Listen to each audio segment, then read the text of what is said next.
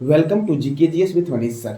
आज 27 अगस्त 2022 है और आज के जितने भी महत्वपूर्ण करंट अफेयर हैं वो हम इस वीडियो में डिस्कस करेंगे। तो आइए शुरू करते हैं। पहला प्रश्न है, महिला समानता दिवस और अंतर्राष्ट्रीय डॉग दिवस कब मनाया जाता है? तो 26 अगस्त को मनाया जाता है। कब मनाया जाता है? तो 26 अगस्त को मनाया जाता है। अब देखो, इस महीने में जो भी इंपॉर्टेंट डे है वो हम रिवीजन करते हैं। तो पहला है मुस्लिम महिला अधिकार दिवस 1 अगस्त, राष्ट्रीय पर्वतारोहण दिवस 1 अगस्त, वर्ल्ड लंग कैंसर डे 1 अगस्त, पिगली विगैया जयंती 2 अगस्त, अंतर्राष्ट्रीय ट्रैफिक लाइट दिवस 5 अगस्त, हिरोशिमा दिवस 6 अगस्त, राष्ट्रीय भाला फेंक दिवस 7 अगस्त, भारत छोड़ो आंदोलन दिवस 8 अगस्त, नागासाकी दिवस 9 अगस्त, विश्व हाथी दिवस कब मनाया जाता है? तो 12 अगस्त को, अंतर्राष्ट्रीय युवा दिवस ये कब मनाया जाता है? तो 12 अगस्त को मनाया जाता है, विश्व संस्कृत दिवस 12 अगस्त, विश्व अंगदान दिवस 13 अगस्त। अच्छा, विश्व अंगदान, तो अंगदान के मामले में मैंने कुछ दिन पहले बताया था कि विश्व का पहला अंगदान कब किया गया। तो आपको इसका जवाब कमेंट बॉक्स में देना है कि विश्व का पहला अंगदान जो किया गया वो कब किया गया। सद्भावना दिवस 20 अगस्त, आतंकवाद विरोधी दिवस 21 मई, विश्व वरिष्ठ नागरिक दिवस कब मनाया जाता है? तो 21 मई को मनाया जाता है, यूक्रेन का स्वतंत्रता दिवस 24 मई, और मैंने अभी जस्ट बताया कि महिला समानता दिवस और अंतर्राष्ट्रीय डॉग दिवस कब मनाया जाता है? तो 26 अगस्त को मनाया जाता है। कब मनाया जाता है? तो 26 अगस्त को मनाया जाता है। अब अगला प्रश्न आपका है कि केंद्र सरकार के द्वारा, किसके द्वारा? तो केंद्र सरकार के द्वारा विभिन्न मंत्रालयों के सभी पुरस्कारों को एक मंच पर लाने के लिए कौन सी पोर्टल की शुरुआत की गई है? तो राष्ट्रीय पुरस्कार पोर्टल। केंद्र सरकार ने अग्निपथ योजना लाया था। कौन सा योजना? अग्निपथ। 4 साल के लिए युवाओं को तीनों सेनाओं में शामिल करने के लिए। फिर से डेयरी सहकार स्कीम योजना, इसमें किसानों की आय दुगनी की जाएगी। ग्राम उजाला योजना, ये भी केंद्र सरकार ने लॉन्च किया। किसने लॉन्च किया ग्राम उजाला योजना? तो केंद्र सरकार ने। और कपड़ा उद्योग को आकर्षित करने के लिए या बढ़ावा देने के लिए मित्रा योजना चल रहा है आपका, वो किसने चलाया है? तो केंद्र सरकार ने चलाया है मित्रा योजना। अब अगला प्रश्न आपका है कि हाल ही में फहमीदा अजीज को पुलित्जर पुरस्कार 2022 के लिए चुना गया है, यह किस देश की है? तो फहमीदा अजीज, इसको किस पुरस्कार के लिए? पुलित्जर पुरस्कार, जो पत्रकारिता के क्षेत्र में दिया जाता है। किस क्षेत्र में दिया जाता है? पत्रकारिता के क्षेत्र में। और ये चुना गया है किसको? तो फहमीदा अजीज को चुना गया है। और यह किस देश की है? तो यह है बांग्लादेश की। किस देश की है यह है बांग्लादेश की है। अब देखिए, पुलित्जर पुरस्कार के बारे में जानते हैं पहले। तो पुलित्जर पुरस्कार जो आपका है ये पत्रकारिता के क्षेत्र में दिया जाता है और इसकी शुरुआत कब हुई थी? तो 1917 में हुई थी। अब देखो, मैन बुकर पुरस्कार 2022 किसको दिया गया?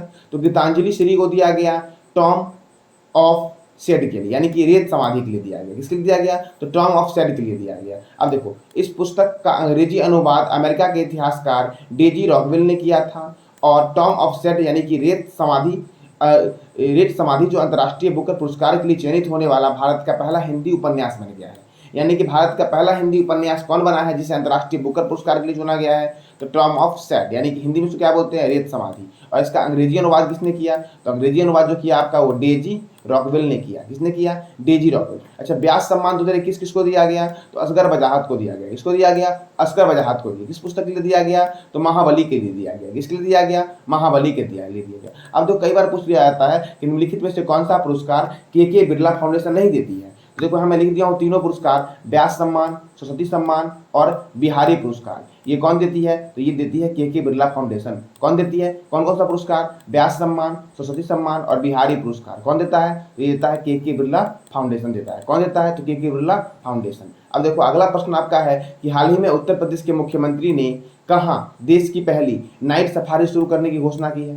तो देश की पहली नाइट सफारी जो शुरू होगी आपकी, ये उत्तर प्रदेश की राजधानी लखनऊ में होगी। कहाँ होगी? तो उत्तर प्रदेश की राजधानी लखनऊ में देश की पहली नाइट सफारी शुरू होगी। अब उत्तर प्रदेश के मुख्यमंत्री कौन है? तो योगी आदित्यनाथ है। कौन है? योगी आदित्यनाथ। और राज्यपाल कौन है? आनंदीबेन पटेल।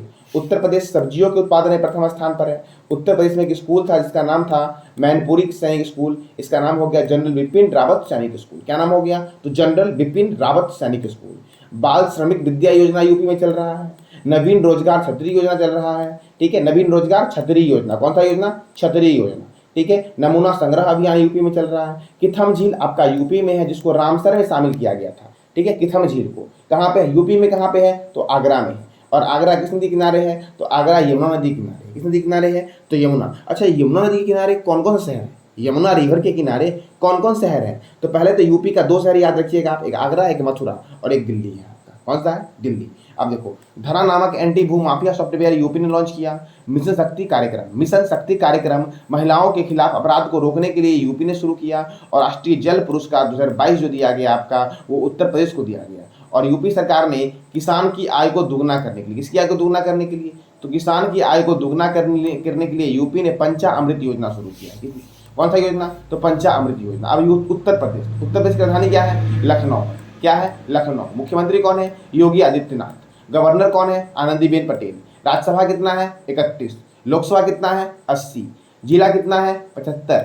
ठीक है, यहाँ पे देखो दुधवा राष्ट्रीय उद्यान है, बखीरा वन्यजीव अभ्यारण्य है। कौन सा वन्यजीव अभ्यारण्य, तो बखीरा वन्यजीव अभ्यारण्य है। अब देखो आगे, पीलीभीत राष्ट्रीय उद्यान है, अमानगढ़ बाघ रिजर्व है, भारतीय चीनी तकनीकी संस्थान कानपुर में है, भारतीय दलहन शोध संस्थान कानपुर में है, औद्योगिक विश्व विज्ञान अनुसंधान केंद्र लखनऊ में है, केंद्रीय औषधि अनुसंधान केंद्र कहाँ पे है, लखनऊ में है, और small industries development bank of India यानी कि सीडीबी, इसका मुख्यालय कहाँ है, लखनऊ में है। स्थापना कब हुई सीडीबी की, तो 2 अप्रैल 1990 को हुई। कई बार एग्जाम में पूछ लिया कि सीडीबी की स्थापना कब हुई, तो 2 अप्रैल 1990 को हुई। अब देखो अगला प्रश्न, हाल ही में एक छोटे विमान से दुनिया भर में अकेले उड़ान भरने वाले सबसे कम उम्र के व्यक्ति कौन बने हैं।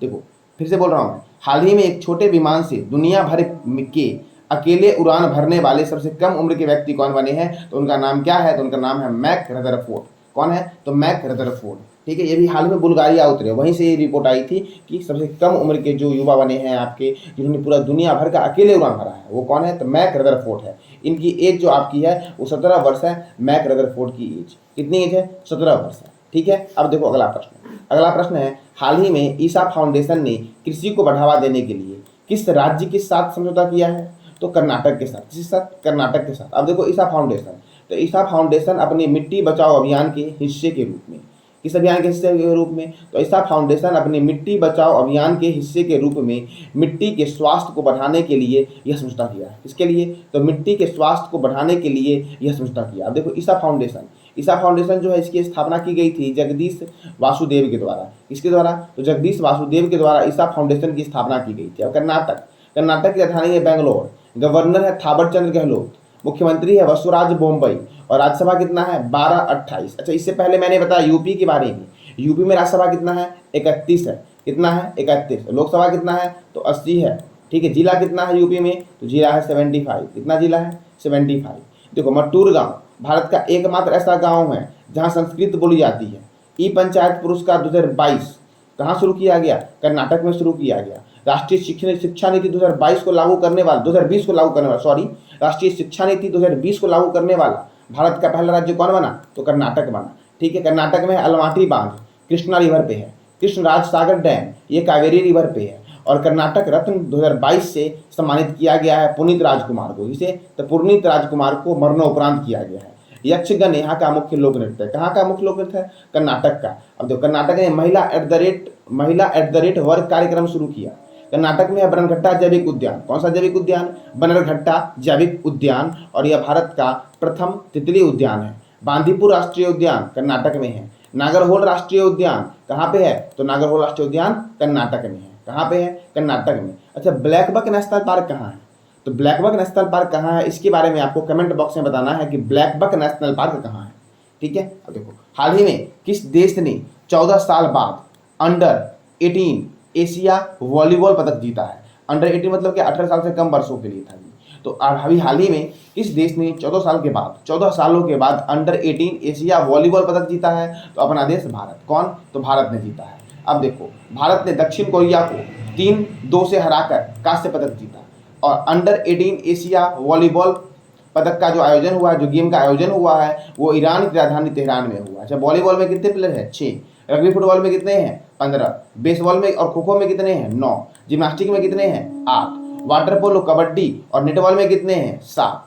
पोलो में कितने हैं, 4। बास्केटबॉल में कितने हैं, 5। तो बचा कौन सा, फुटबॉल। और कौन सा बचा, हॉकी। और कौन सा बचा, तो फुटबॉल, हॉकी और क्रिकेट। तो इसमें खिलाड़ियों की संख्या कितनी है, ये आपको कमेंट बॉक्स में बताना है कि ये तीनों गेम में खिलाड़ियों की संख्या कितनी है। कौन कौन से में, तो फुटबॉल में, हॉकी में और किस में, तो और आपका हो जाएगा क्रिकेट में।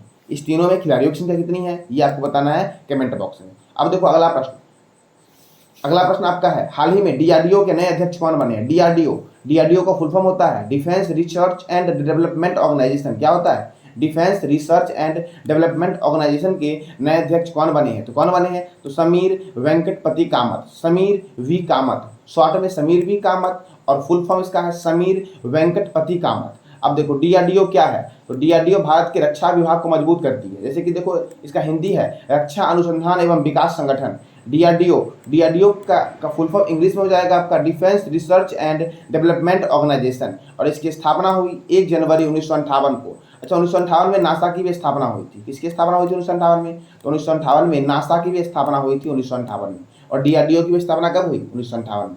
डीआरडीओ का मोटो है strength origin is in science, यानी कि बलस्य मूलम विज्ञानम। क्या है motto? Strength origin is in science DRDO का मोटो है। ठीक है, तो ये था आपका आज का महत्वपूर्ण करंट अफेयर। अब आपको कल आपको इस क्वेश्चन का जवाब देना है कि समर बद्रू बनर्जी का निधन हुआ है, इनका संबंध किस खेल से है? तो इसके बारे में जानकारी आपको देना है कमेंट बॉक्स में, इनका संबंध किस खेल से है, और जिस भी खेल से है उसके बारे में आप जो भी जानते हो सारी जानकारी आप कमेंट बॉक्स में दो। ठीक है, अगर आपको जानकारी अच्छी लगी हो तो लाइक करें, शेयर करें और सब्सक्राइब करें। धन्यवाद।